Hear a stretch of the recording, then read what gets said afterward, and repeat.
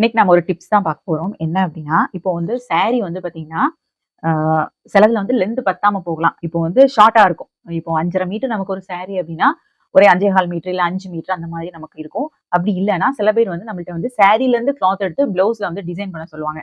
அந்த மாதிரி இருக்கும்போது நம்ம என்னதான் பண்ணுவோம்? சாரில தான் நம்ம வந்து கட் பண்ணி எடுப்போம். அப்போ அதோட லென்த் வந்து கம்மியாகும். அந்த மாதிரி கம்மியாகும்போது நம்ம சாரி உடுக்கும்போது லென்த் வந்து நமக்கு பத்தாம போகலாம்.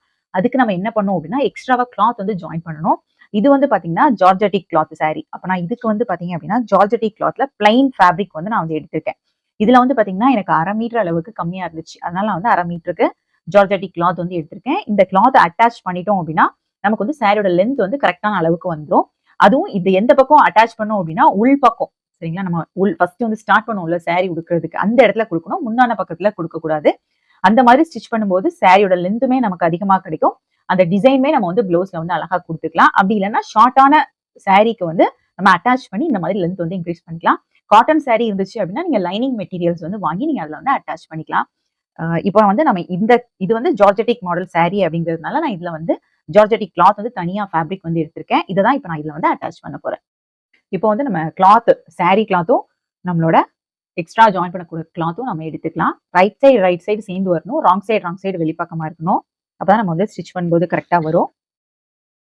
நம்ம வந்து கரெக்ட்டா நம்ம எப்படி வந்து ஜாயின் பண்ணுவோமோ அந்த மாதிரி ஜாயின் பண்ணிக்கலாம்.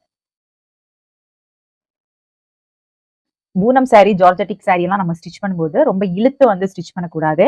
லைட்டா அத வந்து விட்டு நம்ம வந்து ஸ்டிச்சஸ் குடுக்கணும். ரொம்ப இழுத்தோம் அப்படின்னா, அது ஒரு மாதிரி இழுந்துகிட்டு வந்துரும். சரிங்களா? அதனால அப்படியே விட்டு விட்டு தான் நம்ம ஸ்டிச்சஸ் குடுக்கணும்.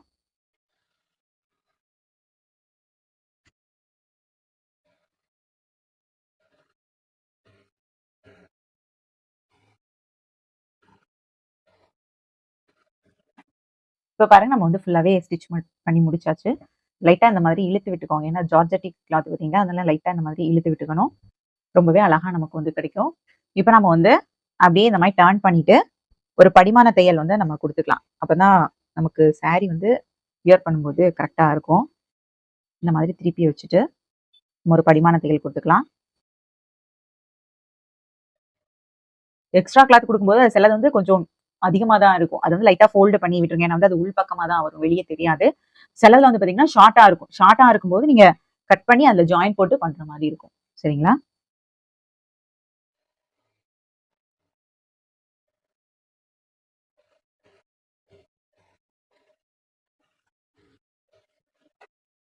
இந்த மாதிரி ஸ்டிச் பண்ணிக்கோங்க. ரொம்பவே நீட்டா அழகா இருக்கும். எக்ஸ்ட்ரா கிளாத் ஜாயின் பண்ணணும்னா இந்த மெத்தட் ஃபாலோ பண்ணி நீங்க வந்து ஜாயின் பண்ணிக்கோங்க. Thank you.